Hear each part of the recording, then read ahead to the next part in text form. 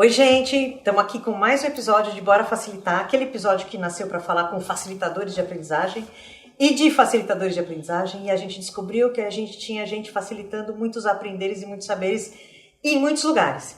E olha, esse episódio aqui tá muito fofo, muito bacanudo, muito especial, muito original. Original no sentido de originário.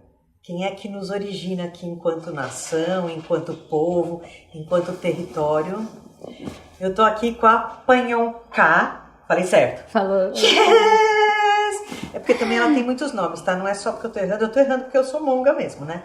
Mas, que também é conhecida como Aline Caiapó, que é autora de vários livros e a gente vai falar um pouquinho de cada um deles aqui.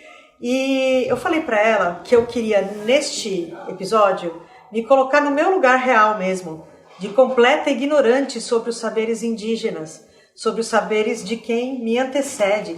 E por mais que eu tenha essa cara aqui de euro, né, branquela, cara, bochecha vermelha, assim, eu descobri que na raiz da minha família, por parte de pai, tá lá o índio Tibiriçá. É bem distante, mas eu falei, ué, gente, também tenho isso. Mas eu queria saber o seguinte, você faz muita coisa, que você já me contou algumas, e eu já sei que tem mais, porque eu também pesquisei, porque eu não sou besta, não. Mas existe uma coisa... Bom, primeiro, quero começar com o povo indígena. Me explica.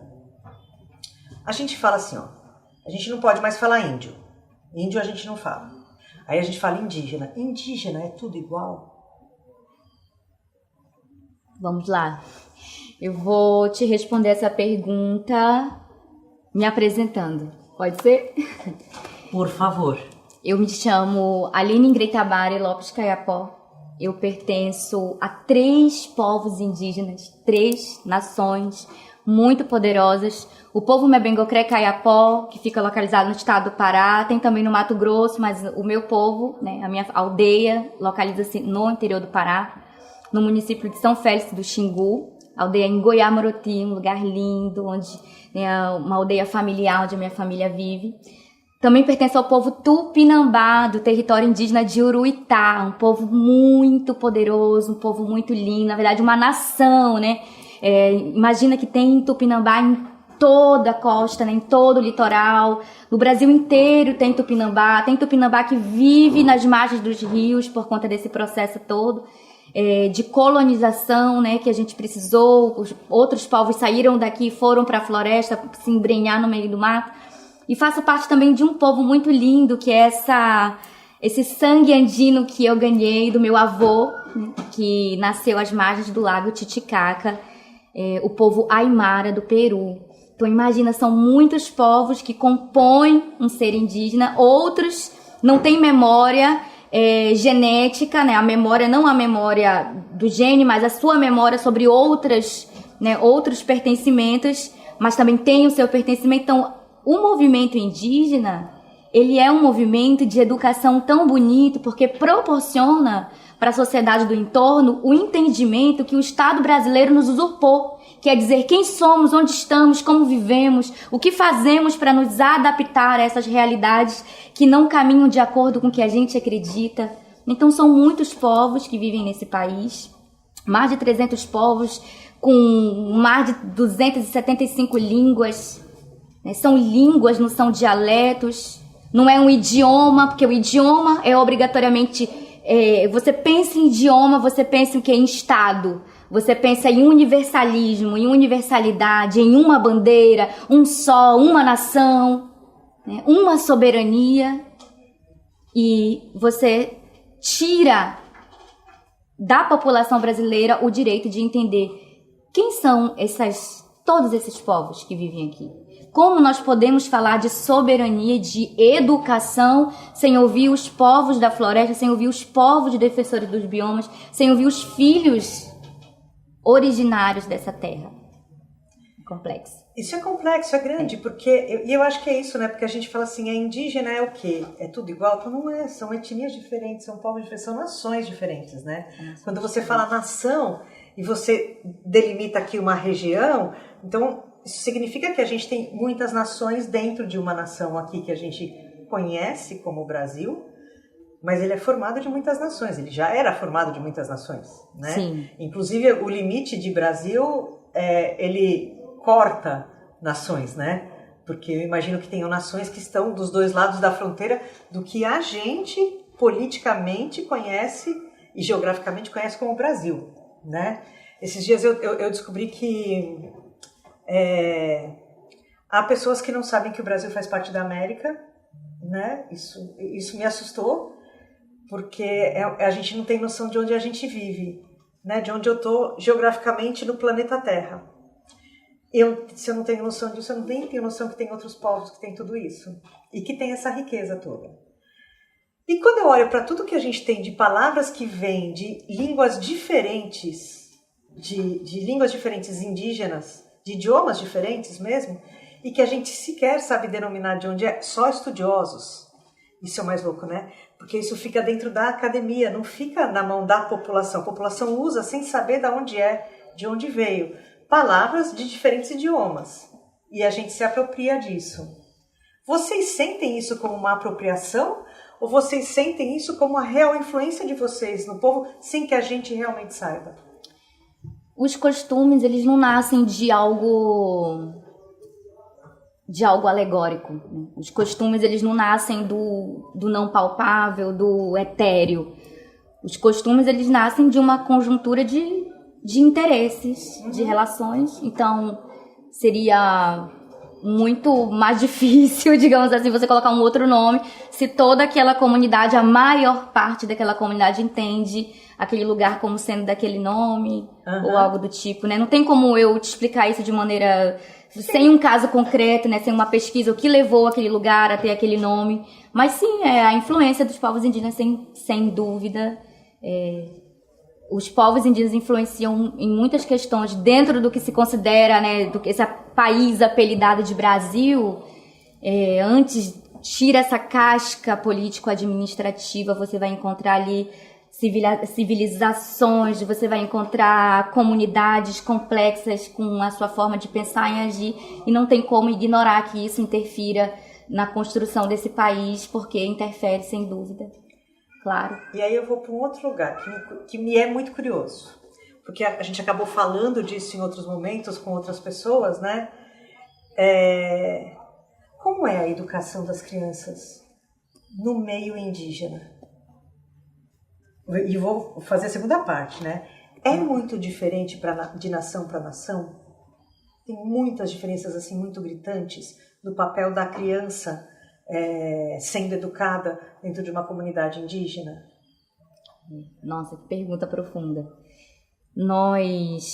É importante a gente delimitar... Eu gosto de conversar isso com as pessoas, porque aí a gente fica menos sem medo de pisar em ovos, né? Então, por exemplo, o que é ser indígena?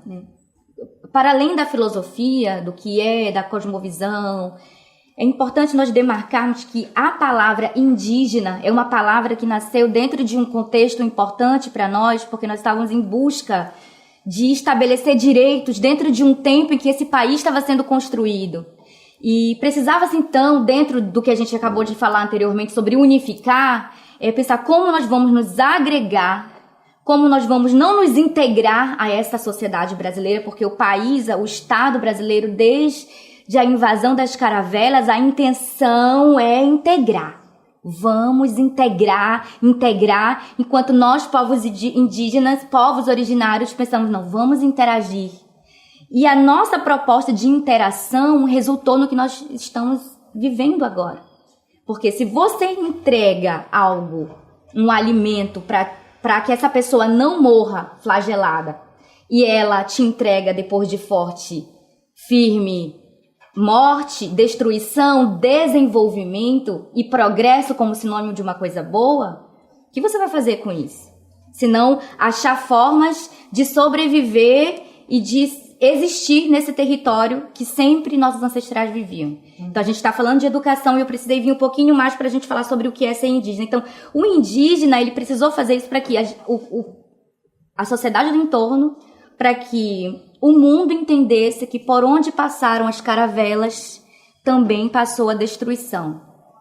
E isso não tem a ver com uniformizar ou universalizar a nossa forma de agir, mas nós interagimos e compartilhamos formas de resistir baseado nessas atitudes que são reiteradas, porque as caravelas não param de chegar. Né? E como vamos responder a isso? E aí os modernos chamam educação. Nós ouvimos essa palavra e a gente pensa, educação, essa forma, coloca todos... Como que eles educam sem contemplar? Como que... É complexo. Então não tenho como falar para você como que é educação para os povos indígenas, porque você percebeu que os povos indígenas se uniram de uma forma política. Então o pertencimento indígena é um pertencimento político. Né? O pertencimento indígena é um pertencimento político. Então antes de ser indígena, quem eu sou? Eu sou a Panhonká, que foi o nome que a minha avó Mirinói me deu carinhosamente. Eu sou Mebengocré, eu sou Tupinambá, eu sou Aimara. Como que o povo Aimara, aí seria a pergunta, como que o povo Aimara educa? Como que o povo Tupinambá educa suas crianças? Como que o povo Mebengocré educa suas crianças? E esses três povos, e os povos que você conhece por onde você viaja, né? Eu viajo por vários lugares e eu percebo como que é a educação naquele povo específico, como que aquele outro determinado povo, como que o povo Alatoa, como que o povo... os povos que vivem no Arizona, por exemplo, os povos indígenas que vivem ali, educam as suas crianças. Quais são os desafios? São muitas formas diferentes, mas eu percebi algo em comum. A educação parte da observação. A educação parte de você contemplar.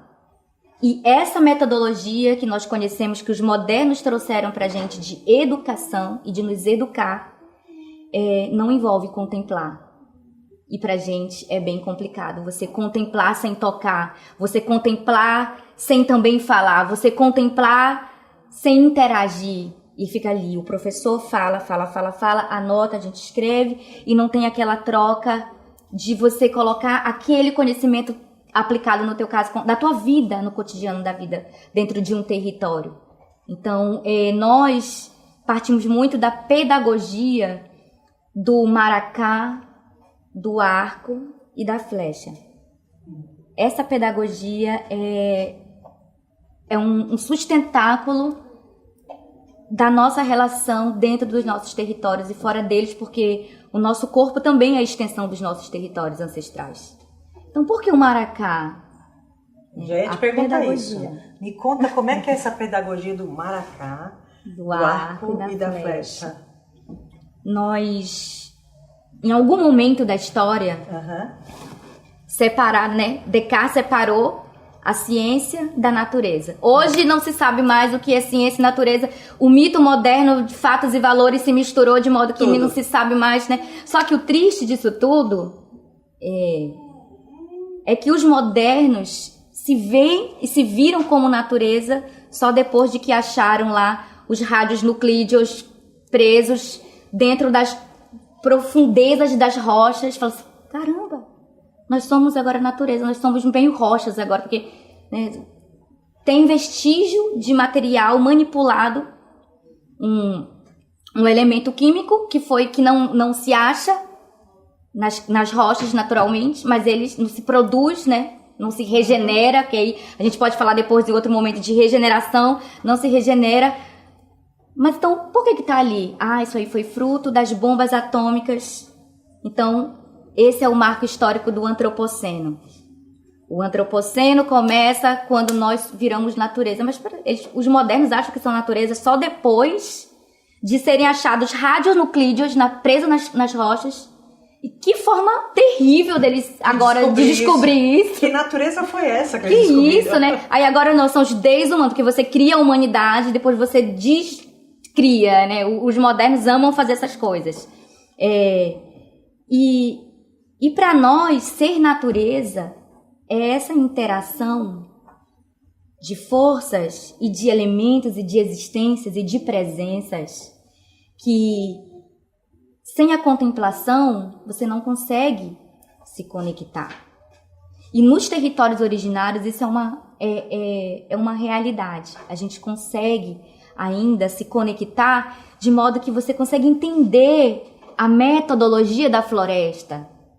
Porque enquanto a academia recebe os nossos parentes e nos recebe ali dentro, que a grande, né, fomentadora da educação, a academia, do saber, nos recebe e não consegue compreender a nossa forma de produzir ciência, é porque eles não entendem que na floresta também existe método, também existem plurimétodos e plurimetodologias, e uma dessas é a contemplação, e a contemplação é milenar e nos permite entender que o barulho das sementes que estão dentro do maracá, que é o nosso instrumento sagrado, a gente bate, as sementes que estão ali dentro se manifestam, os espíritos que são sementes também se manifestam, se mexem, e isso fortalece a nossa fé.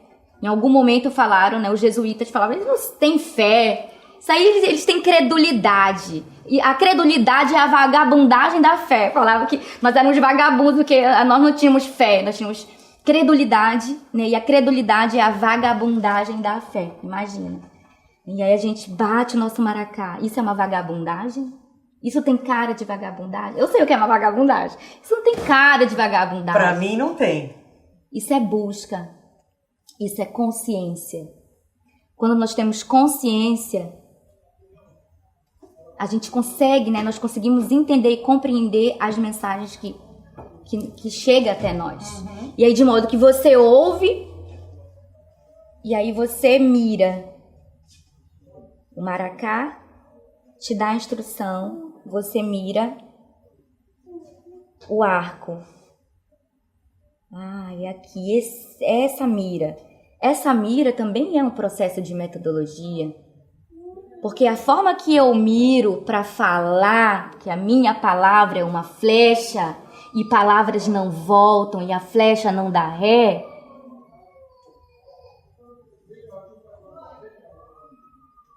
eu não posso soltar a mesma flecha que eu solto com o mesmo arco, com a mesma metragem, com a mesma observação para uma palestra, ou na gravação de um podcast, ou em uma apresentação, ou... São diversas maneiras. Então, com a criança, a minha flecha é de uma outra forma. Aqui, a minha flecha é de outra forma. Então, a gente mira. E a flecha, o que é? É por último. É a palavra. Você pensa, você busca, você introjeta isso dentro de você e aí não tem como errar o alvo. É uma metodologia muito sagrada. É uma metodologia muito importante para nós. Isso é tão lindo. É lindo. Isso é muito lindo. Então, eu quero continuar nessa coisa da educação e que primeiro a gente olha para essa história da educação de crianças, né? Porque é daí que vai surgir o adulto que a gente conhece, enfim. O que você vê, porque você passa por tantos mundos, né? O que você olha para uma criança hoje branca ou de qualquer outro grupo que não um grupo indígena e pensa, se eles fizessem do jeito que a gente faz tal coisa, isso aqui seria melhor. Olhando o que a gente tem no mundo, nas aldeias tal, que eu poderia levar, que se eles tivessem seria legal. Essa é uma coisa que eu vou perguntar, eu vou te perguntar de volta outra coisa, né? O que você olha do outro jeito que poderia ser legal também. O que você acha? Desculpa. O que eu levaria? O que você levaria do jeito de educar das aldeias em crianças? O que você acha que seria muito legal se o resto do mundo tivesse? A interação com os meios, com as outras formas de vida. Tá. Com todas as outras formas. Com as plantas, com os bichos, com os minerais e com tudo mais. Com outras formas de vida. Com aquilo que a gente não enxerga, com aquilo que a gente sente. Tá. E o que você acha, que você olha na educação de crianças que não são indígenas, que estão fora de aldeia, que você acha que seria interessante levar para a aldeia? Nós temos um sistema nacional que tem os seus padrões, né? Tem os seus padrões metodológicos, sistemáticos, dentro de um currículo nacional de educação. Os povos indígenas, eles participam desses fóruns, né, desses grandes congressos, para pensar como que seria a educação.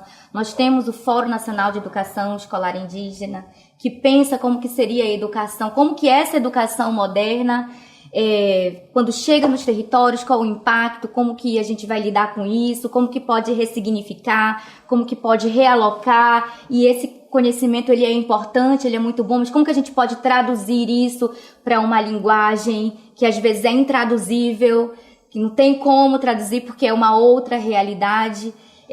De toda forma, não tem como nós fugirmos desse sistema de educação, porque as crianças estudam e elas chegam numa certa etapa, no nível médio, nível fundamental, nível médio, que precisa então prestar o Enem.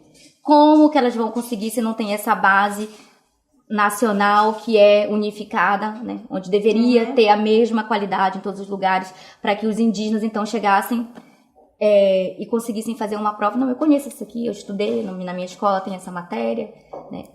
Mas isso lá atrás, mas a gente já pensa, né? Você perguntou sobre educação infantil, e eu tô falando lá do ensino médio, não tem como a gente não pegar isso, é necessário, essa base é importante. Agora, como nós vamos fazer isso, né? O que não? Tudo é muito importante. Agora, como que isso chega? É a questão. Entendi. Como que isso chega? Você sabe que num outro episódio, a gente estava gravando com o Zé Pacheco, né? Da Escola da Ponte, e eles têm umas histórias de currículos, que é o seu currículo individual, que é o currículo proposto, e é o currículo universal, que é o seu currículo individual, é o que você quer aprender, e a partir disso você vai ter tutores que te ajudam a saber o que você precisa saber para chegar naquilo que você quer saber. Mas que tem esse lugar do currículo universal, que é aqueles saberes que eu preciso para entrar no sistema. Sim. Né? Que é de entrar numa universidade, alguma coisa assim. Então, de alguma forma, você tem que ir lá. E tudo isso é muito complexo. Porque e aí eu vou falar com uma pessoa que trabalha de alguma forma com educação, mas é que para mim isso é muito longe da educação. Isso é muito longe. É que quando a gente fala das matérias, das coisas todas, né? Elas fazem parte. Porque se por um lado eu penso às vezes que isso não é educação, que educação é como é que eu aprendo a viver, como é que eu aprendo a me integrar no mundo, como é que eu aprendo a me integrar com o outro, com os outros, com as diferenças e tudo mais. E para mim essa é a educação humana, né? Mas também precisa ter a matemática, também precisa ter a física, também precisa ter tudo isso, porque é com tudo isso que a gente está construindo e está resolvendo problemas, né? Então, juntar essas duas coisas é de fato desafiador. E eu digo mais, porque eu estou olhando aqui para a criança, porque é a base de como a gente começa a aprender e como a gente descobre que a gente aprende. Porque aí, quando eu viro adulto, eu nem sei mais como é que eu aprendo. E se eu nunca percebi como eu aprendia, porque me foi colocado um professor e eu tenho que ouvir e assimilar e decorar e qualquer coisa, e isso se entende como aprender, isso não é aprender, eu não sei como aprender quando eu sou adulto. E aí você fala da contemplação, e eu vejo hoje, com todas as questões de saúde mental e tudo mais que a gente está ouvindo, né, do mundo adoecido, a necessidade de aprender a contemplar. Então, se eu nunca soube, eu estou tendo que aprender quando eu sou velhinho, né? Como é que se contempla. A matemática e todas essas matérias que chegam nos territórios, que são importantes, elas estão em todos os lugares. Elas não foram criadas, imaginadas, né? Elas também passaram por um processo de contemplação. A metodologia com que elas são aplicadas no território e até nas cidades, que não servem nem para eles próprios, imagine para os povos originários, é que não encaixa. Porque nada que quer encaixar cabe na floresta. Nada que quer encaixar cabe em seres ancestrais. O nosso corpo originário não contempla essas caixas. Não é isso que nos chama. E a motivação é algo que paralisa ou faz você voar. Então, o que te motiva a ir para a escola? O que te motiva a estar e querer aprender é diferente. Por exemplo, na escola nós temos um grande problema no meu território com as escolas para as crianças. porque as crianças não se sentem confortáveis naquele formato. Então, o povo inteiro precisou se reunir para pensar, para estudar que metodologias nós vamos utilizar para que esse conhecimento chegue até as crianças, para que elas consigam entender a importância de estudar isso, porque isso vai servir lá na frente. E nós já estamos voltando e falando, olha, lá na universidade estão falando isso. Aí os adolescentes, olha, lá na escola está tendo isso. Então, imagina, você tem um formato multisseriado. Sabe o que é isso, multisseriado? Para quem não tem nenhum tipo de acesso a uma educação dentro do sistema nacional, ok, já é alguma coisa, mas imagina uma fila, uma série, outra fila, outra série, outra fila, outra série. Aí os adolescentes, que a gente sabe como são os adolescentes, não querem ficar ajudando com as criancinhas, que as crianças não querem ficar... Então, é a realidade de muitos territórios ainda, essa educação multisseriada que às vezes chega no território de uma forma extremamente precária na maioria delas. Nossa, Aline, você está falando um negócio, e eu nesse podcast eu não tinha nem intenção muito de chegar nesse lugar, mas vou chegar. Por quê? Porque eu dou aula dentro de empresa. É um outro ambiente. E aí o que todo mundo me pergunta é, como é que a gente faz? Porque a gente chama as pessoas de diferentes setores e coisa e tal, e tem gente que já tem muita experiência, tem gente que não tem nada. Como que a gente começa? Porque é a tal da multisseriada, né? Níveis diferentes de conhecimento. E essas pessoas, e elas têm todas a mesma idade, mais ou menos, às vezes não tem, mas tem, né? Enfim, elas estão no mesmo ambiente, mas elas têm níveis muito distintos de saberes, né? E todo mundo morre de medo disso. Eu falo, gente, não. Apenas ponham eles para conversar entre eles. Porque serão eles que vão se equalizar. Eles é que vão, eu não sei o que é isso, mas eu sei, porque comigo era assim, assado, e eles vão se ajustando até que eles chegam num ponto em que está todo mundo, não é numa média não, é num nível que você consegue conversar a partir dali, porque eles se autorregularam. Sim. Mas você tem que criar espaço para isso. Se você sentar lá e eu ficar falando, porque é o que a gente fala, e aí eu vou começar a falar. Eu vou falar a partir do mais básico, porque tem gente que não sabe nada, e se eu faço isso, quem já sabe está dormindo. Ou eu falo do meio, e aí vai perder uns aqui, uns ali, ou eu falo de quem já sabe, porque aí você perde todo mundo que tá aqui embaixo. Não posso fazer essa escolha. Não existe essa possibilidade de escolha. Eu tenho que colocar todo mundo junto. Você entendeu como que quando você quer integrar, né, eu sempre digo, isso está escrito no livro, no livro está realmente, mas você fala isso, que a integração é um processo impossível. A integração é um processo impossível, ignorante, criminoso, inclusive, dentro de uma perspectiva de povos originários. Mas ela é um processo ignorante, porque a integração ela é impossível. A nossa proposta desde sempre foi interagir. Então, quando você coloca alguém condicionado já a uma integração, a motivação dele já está ali, né, já trava as relações, mas quando você deixa eles protagonizarem a interação dentro de um espaço onde ninguém precisa ser maior dentro dessa lógica piramidal. Exato. É que assim, essa integração não é uma integração, é um encampamento, né? Porque ela não integra seres, ela cobre seres, né? É isso que ela faz. E agora camufla, né? Camufla bastante. Agora eu quero perguntar um negócio pra você. Diferentoso. Não esquece de falar das mulheres, pelo amor de Deus, senão elas vão me matar. É esse mesmo que eu quero falar. Eu vim aqui só pra... É esse mesmo que eu quero falar. Tô sabendo aí que você faz parte de uma forma de liderança, inclusive, de movimento feminino indígena. Sim. Ai. São muitos movimentos femininos nesse mundo. Eu quero entender o que é o movimento feminino indígena, quais são as dores, quais são os saberes e quais são os sabores do mundo feminino indígena que você lidera. Quais são as coisas que a gente ainda tem que buscar?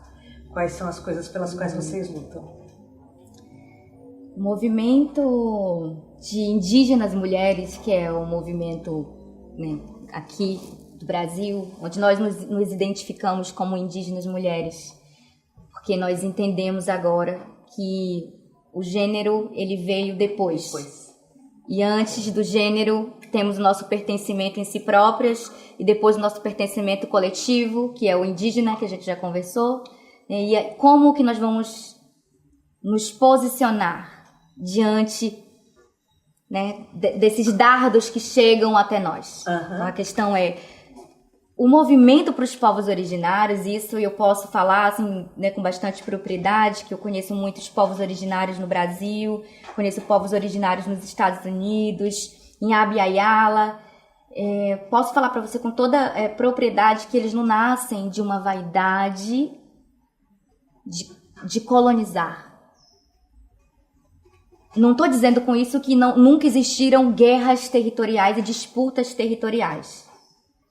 Mas quando você atrela essas disputas coloniais à colonização, então aí você está querendo fazer uma grande lambança histórica. Não é sobre essas lambanças que nós estamos conversando aqui. Nós estamos falando sobre comunidades que precisam se unir para resistir. Nós não estamos montando um movimento de mulheres, ou nós não somos a continuidade de um movimento de mulheres que precisam falar. Nós sempre falamos. O mundo moderno não ouve a nossa voz, não ouve nem a voz deles próprios, as vozes deles mesmos.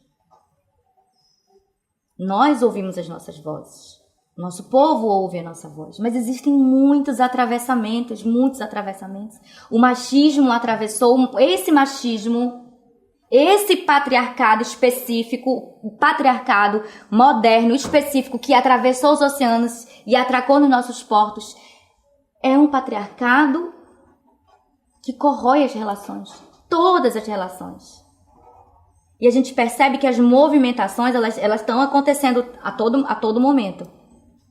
Mas nos territórios originários, as movimentações são mais lentas. Sempre foram muito mais lentas do que, se você for fazer um comparativo com as movimentações urbanas. As movimentações nos territórios ancestrais, que não são urbanos, que são rurais, são muito mais lentas, né, do que aqui. Então, como que nós vamos lutar contra um patriarcado que invadiu nossos territórios e que, ao mesmo tempo, são aqueles homens que vão para a linha de fronte, que estão morrendo, Como que isso se configurou? Nossa, as feministas entram nos nossos territórios para fazer os trabalhos delas, que são muitas vezes um trabalho belíssimo, mas quando chega nos territórios, a metodologia está errada. Aí afronta os nossos homens, aponta o dedo na cara deles. Vocês agrediram, vocês vão ser presos. E eles ficam assustados. Claro, as indígenas mulheres também ficam assustadas, porque elas estão ali passando a opressão do machismo, mas elas não querem que o marido delas sejam presos. E aí fica uma lambança muito grande. Porque a desconfiguração coletiva, a nossa desconfiguração coletiva, ela começou com a chegada das caravelas. Então os nossos irmãos indígenas, os indígenas homens, eles são tão vítimas desse processo colonial quanto nós, indígenas mulheres. Nós temos essa consciência. Mas, Panhonká, peraí, então você está querendo tapar o sol com a peneira? Não. Nós não estamos tapando o sol com a peneira.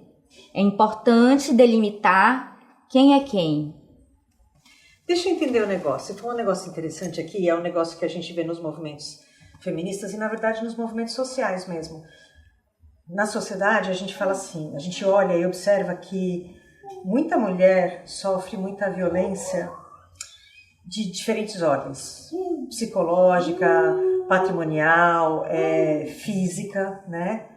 E quando você fala para ela assim, vai lá, denuncia, esse homem não pode continuar fazendo isso. Ela fala assim, não quero que ele seja preso.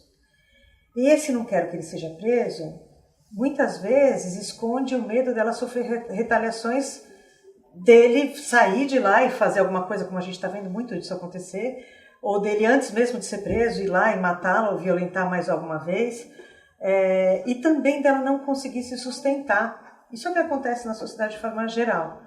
E aí quando você me fala isso, né, que ela não quer ver o homem dela preso, é este mesmo lugar deste medo ou não é? Que lugar que é esse? Porque da forma como você colocou, me pareceu um lugar diferente desse que a gente vê. Pareceu? Pareceu. E e é isso que eu quero ver. Qual é essa diferença? Como é que você enxerga este homem que foi essa vítima? E eu tô achando ótimo você trazer isso, porque a gente está vendo isso de alguma forma, né? Mas ela fala, eu não quero que ele seja preso, porque ela tem medo de continuar sofrendo represálias e tal? Ou por que é? porque me pareceu de fato diferente. O que é? Sim. Quando ela fala, não quero que ele seja preso, o que ela está vendo nesse homem? Como ela acha que ela vai conseguir lutar ou reduzir essa violência desse patriarcado que foi enxertado ao longo do tempo? Na verdade, parece porque é mesmo. Né? É tudo isso que você falou, acrescido de um fato histórico, a invasão. Como tudo isso que você falou, violência psicológica, violência material, patrimonial, física, sexual, acrescida de o meu povo passa perseguição. Se eu denuncio ele, é mais uma pedrada na nossa resistência. Assim como o gênero vem depois da sua identidade indígena. O pertencimento, o compromisso com a luta coletiva, muitas vezes vem antes das nossas questões pessoais. Você acha que uma mãe, você que está ouvindo, que está acompanhando esse podcast, você acha que uma mãe tem prazer em deixar o seu filho, criança, com algum tipo, que nasceu com uma criança com deficiência, para trás? Por prazer? Porque essa criança poderia colocar em risco toda uma coletividade? Nós temos essas memórias. Nós temos memórias de sentar na fogueira para dialogar, para trocar experiências, lembranças, recordações. E o início da roda de fogueira ser uma coisa assim tão linda, encantada, e a gente sair dali chorando à noite porque a conversa desencadeou outros assuntos que foram bater lá naquela parenta que deixou o filho para trás porque estava sofrendo a perseguição. Oi, meu filho, pode vir. Quer fazer xixi? Quer fazer xixi? Você quer parar com ele? Alguém leva ele lá para fazer xixi no banheiro, ele sabe. Isso vai ficar no podcast também? Pode ficar, eu quero essa parte. Né? E desencadeou uma série de outros, de dores, de sentimentos que a gente para pensar. Sabe? Então, o coletivo, até quando isso vai ser? Até quando esses problemas que nós estamos passando vão ficar guardados porque nós estamos lutando? As lutas não vão acabar. Então, nosso papel dentro do movimento plurinacional Airapuna, que é o primeiro movimento plurinacional composto única e exclusivamente por indígenas mulheres, que andam os territórios, que são vários territórios, que são territórios originários, e por onde nós passamos, nós falamos para eles. Aqui, ó. Indígenas mulheres polinizando a vida e semeando o bem viver. E a saber, eu vou deixar depois toda essa literatura para quem quiser buscar, porque vale mega a pena. Nós chegamos nos territórios e nós precisamos falar com esses homens. Mas nós vamos falar com eles, muitos machistas, muitos extremamente violentados, violados, em processo de putrefação, digamos assim, muitas vezes, que é necessário um trabalho ali minucioso, espiritual, porque ter ancestral é uma coisa. Ter ancestral, todos temos. Você iniciou esse podcast, inclusive, falando, tenho um ancestral.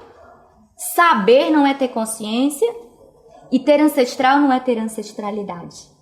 A ancestralidade é um movimento de busca e de conexão diária. É o tempo todo. Aí a Bíblia fala, Paulo, né, fala, orai sem cessar, orai o tempo todo. Mas nós estamos conectadas o tempo todo. Ah, mas essa pagelância é do Satanás. Então tudo vai atravessando e aí não tem como não chegar nesse lugar. Eu tenho respeito por todos os credos e religiões. Eu tenho um grande respeito, mas não tem como não falar sobre isso, porque esse lugar que a igreja, essa igreja feita de pedras e essa doutrina chega nos nossos territórios, é como um alimento para esse grande espírito caravélico que faz com que os parentes afrontem as suas companheiras, as suas irmãs antes de tudo. Então, qual a metodologia? Quem são os nossos grandes guardiões? Quem são esses homens valentes que enfrentam esse patriarcado, que muitas vezes falam, não, eu me privilegiei sobre esse patriarcado, mas eu comecei a buscar a minha ancestralidade, e dentro desse processo de busca de ancestralidade, foi ficando renitente aquele comportamento colonizador, colonialista, patriarcal que não tem a ver com a gente. Então eu comecei a combater isso dentro de mim, e aí a partir disso combato em outros. E aí quando eu falo pra você a pedagogia do maracá, do arco e da flecha, que eu bato meu maracá, e nós, o Airacuna, batemos nosso maracá, você bate o maracá e você vai armar assim, você não tá vendo ninguém, criatura. Você vai se armar pra quem? Não tem como. Então você bate teu maracá, você enxerga o maracá, os teus ancestrais, eles nos dão, os nossos ancestrais, eles nos dão a visão, e a partir dessa visão você aguarda. E aí vem a oportunidade, aí sim, mira e dá a flechada. E só o que tem chegado para nós são homens em processo dessa consciência, né, em busca dessa consciência, por se descaravelizar, e outros que já estão nesse processo, que ajudam outros a se descaravelizarem e contribuem então para o movimento plurinacional Airacuna, né, para que a gente combata o machismo, esse machismo, não existe outro machismo, esse machismo caravélico que invade nossos territórios, que tenta nos invadir o tempo todo, de diversas formas. Porque veja, o machismo e o patriarcado dentro do nosso território, ele pode, ele deve e ele vai ruir. É necessário. Eu não tenho como garantir para você agora que eu posso fazer um trabalho com as Wairacuna e com outros movimentos de indígenas mulheres, porque o movimento Wairacuna não é o único, existem outros movimentos, inclusive temos o nosso movimento de indígenas mulheres nacional, né, que é a AMIGA, que é a Articulação Nacional das Mulheres Indígenas da Ancestralidade, Guerreiras da Ancestralidade, que está ligada à PIB, que é a Articulação dos Povos Indígenas do Brasil, onde pensamos maneiras de existir, e para existir nós precisamos fazer o quê? Reagir. E essas reações são nada mais, nada menos do que pensar formas de conduzir o nosso povo, né, para um caminho de vida e não de morte. Você está me fazendo pensar numa coisa que eu nunca pensei, né? Eu sou uma pessoa que olha muito para as questões coletivas. E eu sempre penso que junto a gente faz melhor, né? Mas talvez não, né? Às vezes a gente se junta e não está fazendo melhor. E aí, em nome deste coletivo que não faz o bem, a gente mantém coisas que desumanizam a gente. E que hoje a gente olha como patriarcado, a gente olha para o machismo. E eu não consigo deixar de pensar que antes de homem ou de mulher, de gênero qualquer, a gente é humano. Caramba, a gente é terráqueo. Dava para pensar nisso? Né? E podemos ser outras coisas, porque o ser humano, ele inventa nome para tudo. Que você é humano, eles criam uma humanidade e depois eles descriam a humanidade. Mas espera, em algum momento falaram que nós éramos natureza, outros que nós éramos humanos, que portanto estávamos apartados da natureza e que fatos e valores são coisas diferentes. Aí agora nós somos humanos, mas somos desumanos? Menos humanos? Então não dá para confiar nisso. Até porque eu acho que o conceito, a gente conceitua as coisas com os elementos que a gente tem num determinado recorte de tempo e espaço, com o recurso que tem naquele momento. Isso. Passou, não cabe mais. Né? É importante que você se atenha aos fatos. Sim. É importante que todos nós nos atentemos aos fatos. E os fatos, eles são manipulados até chegar até nós. É uma guerra de paradigmas, de narrativas. Então, como que você vai se resguardar? Conhecendo, interagindo. Como que você vai conhecer a realidade? Imagina, a gente está falando aqui de tantos assuntos que vão atravessando essa nossa conversa. Você acabou agora de tocar num ponto importante que é fatos, datas, métricas, réguas. E como que o discurso afeta e como também o conceito afeta. Um conceito chegou agora até o Supremo Tribunal Federal, tentando dizer que nós, povos originários, seres que os nossos direitos aqui, até os próprios modernos entenderam que nossos direitos são indisponíveis, intransferíveis, personalíssimos, originários. Chega no Supremo Tribunal Federal uma tese, a tese genocida, né? A tese do marco temporal, que não. Mas eles só têm direito às terras tradicionalmente ocupadas até o dia da promulgação da Constituição da República. Onde estávamos no dia da promulgação da Constituição da República? Quais os processos históricos que levaram os povos originários a não estarem ou estarem diluídos nesse território? Eu digo diluídos porque não podíamos nos mostrar, nossos antepassados, muitos não podiam se mostrar com suas pulseiras, com nenhuma característica que pudesse relacionar eles a povos originários dessas terras. Então, como que o conceito ele destrói, cria um imaginário fictício que não coaduna com a realidade de quem somos, ao ponto de chegarmos onde estamos? Não é uma crise climática? Crise climática? Nós estamos vivendo um colapso. Os modernos que se virem, eu vou virar pedra, vou virar sabe lá Deus o quê. Nós nos entendemos muito bem. Nós sabemos quem somos, de onde viemos, para onde vamos, e não é nenhum problema se tornar rio, porque nós já somos rio. Não é nenhum problema se tornar cobra, porque nós nos transmutamos em peles de várias cobras.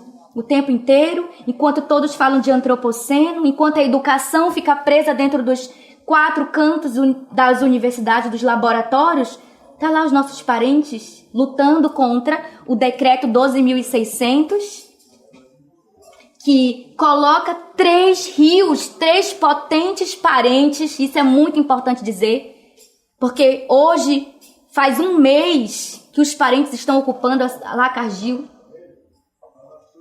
no Pará, para defender, para se manifestar contra esse processo que o governo, que eu não sei eu sei o que é pior. Um Estado que é alegórico, que se cria, que não é etéreo, cria esses conceitos que acabam entrando no imaginário das pessoas e se tornando reais, e estatizar um rio, e depois agora desestatiza o rio. Mas espera, o que é desestatizar o rio? Desestatizar é você tirar as mãos. Não, eu não vou gastar, eu contrato vocês para destruir, mas eu vou ficar aqui. Então é aquele espírito obsessor, cara velho, que ele não te entrega o rio, toma, né? Não é uma privatização, pega, é tua, toma, é teu, faz o que quiser com esse rio. Faz o que quiser com ele. Não. Não, você faz o que quiser, mas eu vou ficar aqui, ó. Vou ficar aqui. Olha aqui, ó. Urubuzando. Enquanto esses parentes estão lá. Enquanto tá lá Marco. Enquanto tem gente teorizando sobre antropoceno, sobre crise. Eles estão falando, isso aqui é o colapso. Olha onde nós estamos. Olha as moscas que a Cargill promove. São 3 grandes rios. Rio Tapajós. Rio Tocantins. E o Rio Madeira. 3 rios muito poderosos. Tá lá os parentes. A educação. Onde estão as crianças? Vamos falar de caso concreto? Onde estão as crianças agora, nesse exato momento? Estão nos territórios estudando? Não. Estão com as suas mães ocupando a Cargill. Então, um apelo para todas as pessoas que estão acompanhando esse podcast, que procurem aqui a direção, ou vai estar aqui embaixo no link, um link para a doação dos parentes que estão lá em Santarém ocupando a sede da Cargill, lutando pela não privatização dos rios Tapajós, Tocantins e Madeira. Tá? Fica aí esse apelo e dizer para vocês, parentes, que nós estamos juntos e que nós vamos ter vitória. A vitória é nossa. Eu digo mais, né? Eu acho que eu convido todo brasileiro Nosso litoral é maravilhoso, tal, né? Eu sei que é muito difícil a gente viajar pelo Brasil, porque nem é barato, Não. né? Mas são poucas as pessoas que não são da região norte que conhecem isso, que conhecem esses rios. E eles atravessam parte grande do nosso território nacional. Sim. E eles têm características muito particulares, cada um. Eles são lindos, eles têm personalidade. E eu convidaria as pessoas a um dia ser curioso o suficiente para ir para algum dos lugares onde qualquer um desses rios passe, para conhecer o que é. Porque parece que a gente fala muito de mar, mas a gente não fala de rio no Brasilzão. E o rio que a gente conhece é um rio pequeno. O rio urbano, em geral, ele é um rio pequeno. Você não tem noção da grandiosidade disso, do poder disso, né? Ou estudar os rios da sua própria cidade. Aqui tinham rios, mas fecharam por quê? Por que o rio acabou? Pois eu moro em São Paulo. Sim. Em São Paulo, agora acabei de mudar de prédio, mas o prédio que eu vivi durante 54 anos passa por cima de um rio. Sim. E aí todo mundo que muda lá pro prédio, não sei o que, toda vez que tem uma reunião, que alguém quer fazer alguma coisa no prédio, fala, gente, vocês têm que saber o seguinte, esse prédio passa por cima de um rio. Você não pode fazer qualquer coisa nesse prédio, né? Porque o rio foi abafado, mas ele tá lá, ele existe, ele tem vida, e é água. A água tem poder, né? Então tem que cuidar disso. A gente tem pouco desses saberes. A gente vai abafando esses saberes. Aline, a gente está chegando ao final. Aline, olha, eu te chamando de Aline. Mas eu vi que você tem outros livros aqui. Eu queria saber quais são, o que eles são. Porque eu queria que todo mundo lesse. Me mostra o que é cada um. Ai, e me conta deles. Isso aqui são as diversas flechas, né, que a gente vai... Me dá uma flechinha para eu saber. Esse daqui é o meu primeiro livro, chama A Árvore que Segura o Céu, é da editora Casa 8, tá disponível nas plataformas de venda do Brasil, em todas as plataformas. Esse livro conta a história que eu recebi do Ayangá, do pajé do meu território, sobre uma relação que ele teve com a encantaria do território, né, com os espíritos da floresta, Mecaron, os Pancamecaron, e eu resolvi registrar uma parte dessas memórias aqui nesse livro. Eu tô com outra agora também, lançamento, Yaquirana, Guerreira de Uruitá, que fala sobre o território indígena Tupinambá, o território de Uruitá, de onde vem a minha família, uma outra parte da minha ancestralidade materna. Esse aqui é um livro muito, muito maravilhoso que nós fizemos em coautoria. Esse daqui, gente, é da Perabook, tá? Também está disponível em todas as plataformas, todos eles. Esses Saberes Indígenas é um livro coletivo que foi lançado ano passado também. Estação das Letras e Cores, a editora. E é um livro coletivo. Pode entrar em contato direto com a editora e comprar direto no site da editora. E o livro Airacuna, pela editora Cancioneiro, você pode adquirir, tá? Direto, mas também tem nas outras plataformas. Pode entrar em contato direto com a gente também, que o cachê é maior, mais né? Legal. Quando compra. E aí eu queria pedir justamente, que contatos? Como é que são? Como é que as pessoas te acham? Vai ficar na descrição aqui o arroba do meu Instagram, do Instagram do Movimento Airacuna, o site do nosso movimento, e lá vocês podem acompanhar todas as nossas movimentações, as movimentações que a gente consegue fazer também. E é isso, né? Se aproximar do território indígena, é se aproximar das narrativas de vozes indígenas, é entender o protagonismo dessa luta vindo de pessoas que estão encampando esse trabalho já há muito tempo. É isso. Aline, bom, gente, eu acho que tinha assunto para mais um tanto de coisa, né? Então, assim, por favor, curte, compartilha, comenta, me fala o que você achou, o que você queria saber mais, porque a gente corre atrás das pessoas pra gente responder tudo isso, né? Mas eu queria... Vem pra cá, pode vir. Vem, a mãe tá aqui, pode vir, amor. Ele queria outra janela. E eu queria te agradecer demais, mas também queria pedir perdão, por algo que não fui eu que fiz, mas eu entendo que está na minha linhagem de alguma forma. Mas também para dizer que conta comigo, porque eu entendo que a gente está tudo no mesmo lugar. E a gente tem que melhorar esse mundão. É isso que eu entendo. Obrigada. Obrigada. Muito obrigada. Obrigada, gente. Obrigada, gente. Até mais. Beijos. E vou colocar todas as coisas nas descrições aqui. Até mais.